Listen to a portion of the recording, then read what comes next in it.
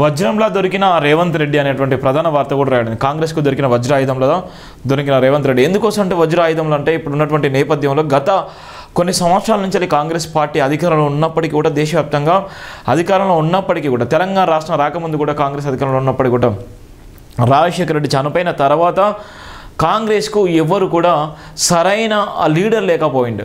సరైన లీడర్ లేకపోవడంతోనే చాలా వరకు ఇబ్బంది పడ్డటువంటి నేపథ్యం. తెలంగాణ రాష్ట్రానికి ఆ లీడర్ లేకపోవడంతో ఇక్కడ కొట్లాట కొమ్ములాట, ఇక్కడ ఉన్నటువంటి కుల రాజకీయాల వల్ల సతమతమైనటువంటి తెలంగాణ రాష్ట్రానికి వజ్రాయుధంలో దొరికినటువంటి రాహుల్ గాంధీకి వజ్రాయుధం దొరికినటువంటి రేవంత్ రెడ్డి గారు తన భుజస్కంధాలపై మోసి ఎన్నో అవమానాలు, ఎన్నో నిందలు కూడా తట్టుకొని, ఎన్నో విమర్శలు తట్టుకొని, ఇంట్లో వాళ్ళే కత్తుల బెల్లంతోని కత్తులతోని ఫైట్ చేసేటువంటి నేపథ్యం ఉన్న వాళ్ళందరినీ కూడా తట్టుకొని ఇలా కాంగ్రెస్ పార్టీ ఇలా అధికారంలోకి రావడానికి ప్రధాన కారకుడైనటువంటి రేవంత్ రెడ్డికి ఇది ప్రధానంగా జై భీమ్ దినపత్రికలో వచ్చినటువంటి ప్రధాన వార్త కూడా మనం చూస్తున్నాం. కాంగ్రెస్కు వజ్రాయుధంలో దొరికిన సీఎం రేవంత్ రెడ్డి సమిష్టి పాలన తెచ్చారు, కేంద్ర నిధులు సాధిస్తున్నారు, పెట్టుబడులు తెస్తున్నారు. ఏ అయితే సమిష్టి పాలనకు సంబంధించినటువంటి మంత్రులకు సంబంధించినటువంటి ఒక అంశాన్ని తెరపదీసుకోవచ్చు. అందరు కూడా తన శాఖలకు సంబంధించి కేటాయించి ఆ శాఖలో ఇన్వాల్వ్మెంట్ కాకుండా ఆ శాఖలకు పారదర్శకంగా ఎవరికి ఎలాంటి ఇబ్బంది కలగకుండా సమిష్టిగా కూడా ఆయన కోఆర్డినేషన్ చేసే నేపథ్యం ఉంది. అలానే కేంద్ర నిధులు సాధిస్తున్నారు. కేంద్ర నిధులకు సంబంధించి ఏ అయితే కేంద్ర నిధులు సెంట్రల్ నుంచి వచ్చేటువంటి నిధులు ఏ విధంగా ఉన్నాయి, తెలంగాణ రాష్ట్రానికి రావాల్సిన నిధుల గురించి కూడా ఆయన గతంలో దేశ ప్రధాని కానీ అక్కడ ఉన్నటువంటి కేంద్ర మంత్రులు కూడా కలిసి ఆ నిధుల గురించి కూడా చర్చించిన సందర్భం ఉంది. అలానే విదేశీ సంబంధించినటువంటి నిధులు, విదేశీ పెట్టుబడుల కోసం, అదే విదేశీ పెట్టుబడులు ఏ విధంగా వస్తే, విదేశీ పెట్టుబడులు వస్తే తెలంగాణ రాష్ట్రానికి సంబంధించినటువంటి అభివృద్ధి ఏ విధంగా ఉంటుంది అనేటువంటి నేపథ్యం కూడా ఉంది. అంటే తన మార్క్ని ఏ విధంగా వేసుకుంటున్నాడు, తన ఏ ఆలోచనను ఏ విధంగా ముందుకు తీసుకెళ్తున్నాడు. అక్కడ రాహుల్ గాంధీ కానీ సోనియా గాంధీ ఇచ్చినటువంటి నమ్మకాన్ని ఆయన వంపు చేయకుండా తెలంగాణ రాష్ట్ర ప్రజల ఆగమైనటువంటి తెలంగాణ రాష్ట్ర ప్రజలకి దొరికినటువంటి ఆనిముత్య అనేటువంటి ప్రధాన వార్త కూడా రాయడం జరిగింది.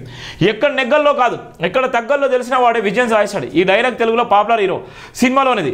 వీటివి రాజకీయాలు అప్లై చేస్తే మనకు కల్పించే నాయకుడు ముఖ్యమంత్రి రేవంత్ రెడ్డి 2 నెలల్లోనే సీఎంగా తనంటూ నిరూపించుకున్నాడు. ఆయన రాజకీయ ప్రస్థానంలో ఏది ఉచితంగా రాలేదు, ప్రతిదీ పోరాడి సాధించుకున్నాడు. ప్రతి దగ్గర ఓ పాఠం నేర్చుకున్నాడు. పార్టీ పట్ల ప్రజల్లో అభిమానం ఉన్న దాన్ని ఓ తాటిపైకి తెచ్చి నాయకుడు ఎవరనే సందేహిస్తున్న సమయంలో రాహుల్ గాంధీకి వజ్రాయుధంలో దొరికిన dynamic leader Revanth Reddy Congress party తత్వాన్ని బాగా అర్థం చేసుకున్నాడు. తనపై విమర్శలు చేసిన వారి పట్ల కూడా చాలా ఉదారంగా వ్యవహరించాడు. కాంగ్రెస్ పార్టీలో ఉండి స్వేచ్ఛకు తన నిదర్శనమని చెప్పారు.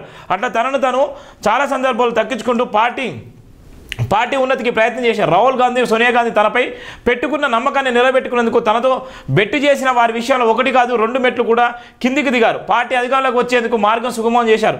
స్వయం పాలనకు అసలు నిర్వచనం ఇవ్వాలని కాంగ్రెస్ అధిష్టానం భావించింది. ఆ బాధ్యతను రేవంత్ రెడ్డి భుజాలపై పెట్టింది. గతంలో బీఆర్ఎస్ నాయకులు చెప్పినవే కాదు, చెప్పినవన్నీ చేశామని డబ్బా కొట్టుకునేవారు. ఆత్మగౌరవ మాటను పాత్రలో పాతేశారు. దాని కాంగ్రెస్ ప్రభుత్వం రేవంత్ రెడ్డికి నాయకత్వం బలంగా పైకి తెచ్చింది. బెర్లిన్ గోడలు బద్దలై జర్మనీ ఏకీకరణ జరిగినట్లు తెలంగాణ ప్రజలకు ప్రభుత్వానికి మధ్యనున్న ఉక్కు కంచెలు చట్మని ఎగిరిపోయాయి. ఆ రోజు ప్రజాపాలనకు పునాది పడింది. ఈ విషయాన్ని యావత్ తెలంగాణ సమాజం గుర్తించింది. ప్రసార మాధ్యమంలో పాటు సోషల్ మీడియాలో హర్షాతిరేకాలు వ్యక్తం చేసింది. కేంద్ర నిధులు సాధిస్తున్నారు, పంతాలకు పట్టింపులకు పోకుండా రాష్ట్ర ప్రగతి కోసం, ప్రజల భవిష్యత్తు కోసం పనిచేస్తున్న రేవంత్ రెడ్డికి అందరూ ప్రశంసలు లభిస్తున్నాయి. గత ప్రభుత్వ హయాంలో కేంద్ర ప్రభుత్వం నుంచి రావాల్సిన గ్రాంట్లు, పన్నుల వాటాలు లేదని గత నాయకులు చాలా సందర్భాల్లో చెప్పారు. కేంద్ర ప్రభుత్వం సహకరించలేదని అన్నారు. కానీ రేవంత్ రెడ్డి కాంగ్రెస్ పార్టీ నుంచి సీఎం అయ్యారు. కేంద్రంలో ఉన్నది బీజేపీ ప్రభుత్వం అయినా సరే రాష్ట్ర అభివృద్ధికి కావాల్సిన నిధుల విషయంలో విజయం సాధించారు. గ్రామీణ ప్రాంతాల అభివృద్ధికి అవసరమయ్యే నిధులను రాబట్టుకున్నారు. కేంద్ర హోంమంత్రిని ఒప్పించి అవసరం మేరకు ఐపీఎస్లను కేటాయించేలా చేశారు. కేంద్రంతో సఖ్యత కూర్చుకొని మైదీపట్నంలో స్కైవే గురించి చర్చలు జరిపి ఆ సమస్యను పరిష్కరించేలా చేశారు. రాష్ట్ర గవర్నర్ అభిమానాన్ని చొరగన్నారు. తను పంపిన ఫైల్స్కు గ్రీన్ సిగ్నల్ వచ్చేలా కూడా కృషి చేసిన నేపథ్యం కూడా. అంటే ఒక 2 నెలల్లో ఏ విధంగా చేసింది, ఎవరైతే విమర్శలు చేసారో, ఎవరైతే కాల్బట్ లాగాలనిలో, ఎవరైతే అనేక సందర్భంలో ఆయన అడ్డుకునేటువంటి ప్రయత్నం చేసిలో, సొంత పార్టీకి సంబంధించిన వల్ల ఆయన పీసీసీ అధ్యక్ష పదవిలో ఉన్న పీసీసీ పదవిని చేపట్టినప్పటికీ కూడా ఆయన తట్టుకోలేక ఎన్నో మంది విమర్శలు వేసినప్పటికీ 50 కోట్లకు అమ్ముడు పోయిండు, పీసీసీ పదవి 50 కోట్లు పెట్టి తెచ్చుకున్నాడని ఎన్నో విమర్శలు, ఎన్నో అవమానకరమైన మాటలు మాట్లాడినప్పటికీ కూడా ఆయన ఏవి కూడా పట్టించుకోకుండా అధికారం తీసుకురావాలి, కాంగ్రెస్ పార్టీ నా మీద పెట్టినటువంటి బాధ్యతకు రాహుల్ గాంధీకి గిఫ్ట్గా ఇవ్వాలి, సోనియా గాంధీని పెట్టినటువంటి నమ్మకాన్ని నేను వమ్ము చేయకుండా తెలంగాణ రాష్ట్ర ప్రజలు ఆకాంక్ష నెరవేర్చాలని ఆయన సుడిగాలు పర్యటన చేసి ఒక్కోడై అన్ని సాధించడం జరిగింది. అంటే ఏ విధమైతే ఉన్నదో, ఎక్కడైతే ఉన్నారో అది ఎప్పుడైతే మనం సక్సెస్ఫుల్గా దగ్గరగా ఉంటామో ఎక్కడ నెగ్గాలో ఎక్కడ తగ్గాలనే ఒక పాపులర్ హీరోకి సంబంధించిన డైలాగ్ ఏ విధంగా ఉందో ఇక్కడ రాహుల్ గాంధీ కానీ అక్కడ సోనియా గాంధీ కానీ ఆయన పెట్టిన నమ్మకాన్ని కూడా అదే తరహాలో వంపు చేయకుండా ఇక్కడ రేవంత్ రెడ్డి అధికారం తీసుకొచ్చిన సందర్భం ఉంటుంది. అంటే ఎప్పుడు బీఆర్ఎస్ ప్రభుత్వము ఒక నిజాం పాలన, బీఆర్ఎస్ ప్రభుత్వము ఒక నైజాం పాలన, బీఆర్ఎస్ ప్రభుత్వంలో ఉన్నటువంటి రజాకార్ల పాలన చూసినాం. ఇవాళ రేవంత్ రెడ్డి పాలన వచ్చేసరికి ప్రజాపాలన చూస్తున్నాం. అంటే ఎంత తేడా ఉంది. ఇవాళ ప్రజాపాలనలో అందరూ కూడా సబ్బండ కులాలు, సబ్బండ జాతులు, సబ్బండ వర్ణాలు కూడా సుభిక్షంగా సంతోషంగా ప్రజాపాలన విషయంలో దరఖాస్తు చేసుకునే విధంగా ఏ విధంగా అయితే ఆ దరఖాస్తు విషయంలో 7 రోజులకు సంబంధించి ఎంతమంది దరఖాస్తు చేసుకున్నారు, 1 కోటి చిల్లర దరఖాస్తు చేసుకున్నారంటే జనము ఇలా ముందుకొచ్చి ప్రజాపాలనలో ఫిర్యాదు చేసిన సందర్భం కూడా రేవంత్ రెడ్డి తన మార్కును కూడా చూపించుకున్న సందర్భం కూడా. అంటే రేవంత్ రెడ్డి లేకపోతే రేవంత్ రెడ్డి స్ట్రాంగ్గా కాంగ్రెస్కు వజ్రాయుధంలో దొరకకపోతే మళ్ళీ కాంగ్రెస్ ఎప్పటికి కూడా అధికారంలోకి వచ్చేదే కాదు, బీజేపీ అధికారంలోకి వచ్చేది. బీజేపీ వర్సెస్ బీఆర్ఎస్ అనేటువంటి నేపథ్యం ఉన్నది.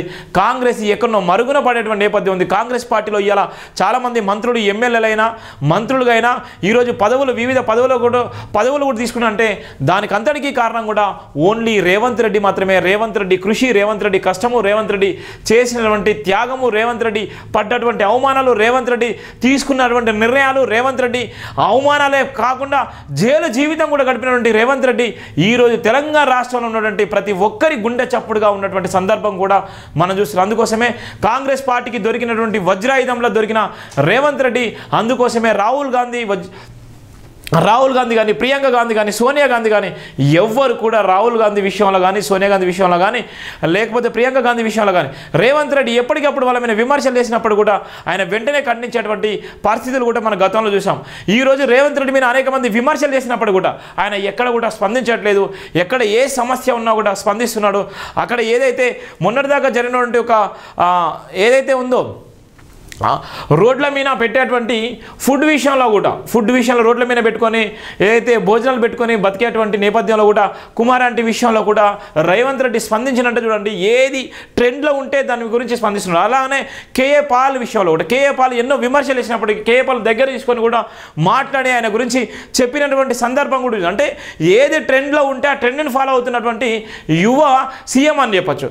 ఏది ట్రెండ్ ఉంటే ఆ ట్రెండ్ని ఫాలో అవ్వకుండా సమస్యలు ఏ టీవీ ఛానల్ వచ్చినా, ఏ పేపర్లు వచ్చినా, సోషల్ మీడియాలో వచ్చినా దానికి వెంటనే కౌంటర్ ఇవ్వకుండా సమస్యను పరిష్కరించే విధంగా అధికారులను ఎప్పటికప్పుడు అప్రమత్తం చేస్తూ అధికారులను ఆదేశాలు చేసినటువంటి డైనమిక్ సీఎం నిజంగా రేవంత్ రెడ్డి నిజంగా తెలంగాణ కూడా దొరికినటువంటి వజ్రాయుధం అని కూడా జై భీమ్ దినపత్రిక చెప్తున్నటువంటి వార్తను కూడా చూస్తున్నాం.